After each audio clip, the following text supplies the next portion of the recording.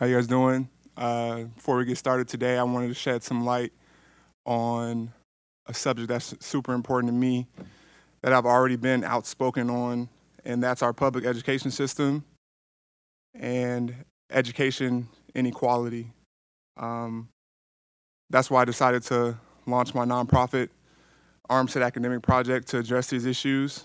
And so I'm going to share an article that I was reading um, earlier this week by the New York Times.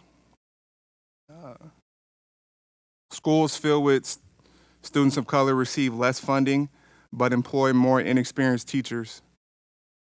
Accelerated programs and classes remain less accessible for Black and Latino students. And a nationwide study showed that districts with the most students of color receive 15% less per student in state and local funding compared to predominantly white school districts. So I wanted to shed some light on that. I think it's important that we think about how we're equipping our students to be successful in life, and also think about the students that we're leaving behind, and that we're not preparing to have a successful life. Other studies have showed that if we address education inequality, that will be a big step into addressing a lot of other inequality in our country, and so I think we should start there. Anybody have any questions? Hey Eric, yeah, I saw you donated to schools over the summer, and when did this issue in particular become so personal for you? And what do you think the first step is on like a countrywide basis to start attacking this? Yeah, this issue became super important to me a few years ago. I've always done things in the community and try to figure out ways to give back to my community. And our education system was a glaring issue to me that I feel, if it can be addressed, will go an extremely long way. I feel all students need and deserve the right to have opportunity to be successful in life, and that starts with their education early on. There's been links between early adolescence education and success in life. So I think we should start there, pour our resources, and invest into students' opportunities and education. I think no matter where a student lives or what neighborhood they grow up in, they deserve a chance to be successful in life and have a great education. So that really became important for me a few years ago, and I decided to put a lot of effort towards that.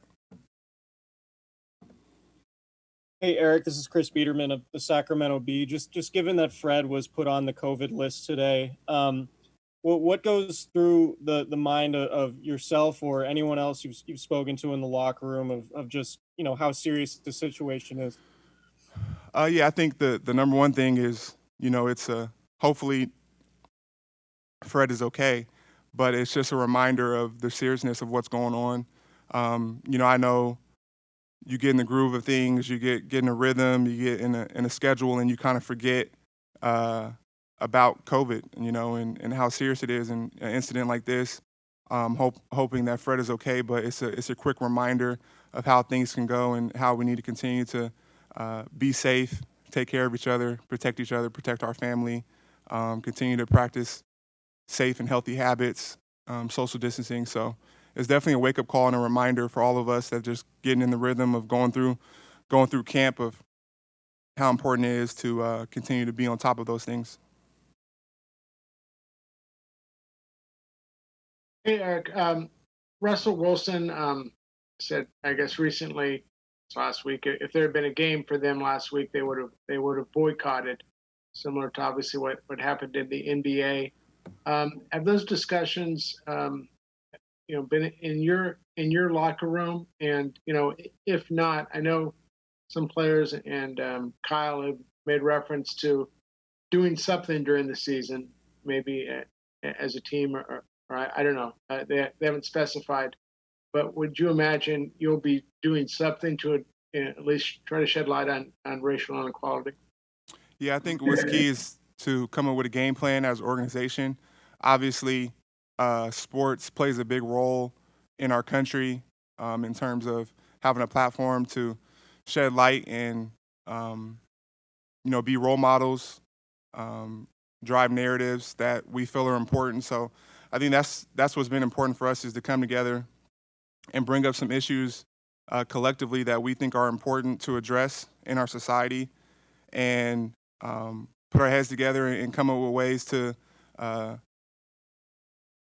be helpful in those situations. So whether that's talking about voting, I know voting was huge for us. Um, so getting everybody registered to vote and use their voice was one way. Also, police reform is also a huge topic for us, and definitely pertinent with everything going on in our country now. So how do we address that? How do we look at bills and legislation to push and promote, to have impact and change there? And also, how do we have programs and things in our local community that directly affect our fans in our community and our families? How do we have a hand in that as well? I was fortunate enough to be a part of the group of deciding where Jed donated millions of dollars on behalf of the team, the foundation, to go to various organizations. Um, so I was fortunate enough to be on that group and that panel and decide where that money goes. And I think it's going to go to a lot of great organizations who are already doing great things in our community. So I'm excited to see how that is impactful and helpful. Hello, I'm Brendan Anderson with KDOL. What are speaking about education? What are some of the skills that you feel young people need when they come through school? They don't always get, especially students of color, don't always get the support that they need. But what are some of the skills that you want to help to the young people to gain? And then what specifically does your organization do around supporting young people? Yeah, I think the number one thing is literacy. Literacy is everything. Being able to read, and write. If you can't read, then you can't read your math problem either. So I think literacy is huge. There's been correlations between reading scores and youth success later in life as well. So I think having an impact there. That's why I've done a reading program. The 49ers have done a great job helping me with that and try to promote reading and making reading cool and fun for students. So I decided to read with them and alongside of them, and try to promote reading and literacy. I think that's a major key. As far as my foundation and my organization, we find ways to all across the latest thing we did was with COVID, it really multiplies the issues. And so when you look at, I just mentioned the stat of funding and the lack thereof for students in these communities, COVID, multiplies that. So, when they're able to they're not able to go to school and get food, they're not able to go to school and use the technology at the school, and everything's becoming virtual.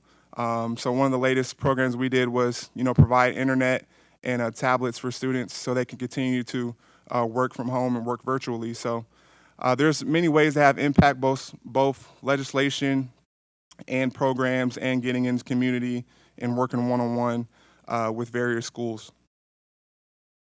Two more for Eric. Hey, Eric. So obviously you bring light to attention, but you also take action, and you've been a real leader in taking action and making change. That's obviously something you relish. When did you decide that that's part of who you wanted to be as a player in the NFL? I think it just grows. It just grows on you as you mature as a player. As I'm fortunate enough to have a lot more resources, a bigger platform, physically a lot more money that I can put back into my community, with the contract I have. So, it just continues to grow. And as you learn, mature, and, really listening to God and seeing where he wants me to be a light and help out in my community too. So it just grows with time as you mature and as your career progresses. I want to continue to be a better player on the field and a better person off the field and leader in my community. Eric, you mentioned voting. There are some sports teams that have signaled an intent to use their home arenas, stadiums as voting centers on election day. Has that been something that the players have discussed at all? Have you brought anything like that to management as a possibility in November? No, we haven't discussed that. I think we definitely wanted to get everybody on our team registered, and then also use our voices to continue to promote people to go vote. And take that a step further, I've try to do some research on the local elections going on in Sacramento, where I'm from, and how, you know, the from the local level, that's really what's going to impact you on a day in and day out basis, and going to impact your family in terms of your mayor and your city councilman and your district attorney. So I think it's very important that people go research who those people are. You know, the information is all over the place, but take some time out to inform yourself on who your city council people are, who your DA is, who your mayor is, who your police chief is, because those are the people who are going to really impact your daily life and your family's daily life. So I think that's super important, and not just saying, oh, go vote, but how do we educate ourselves on, you know, who are we voting for?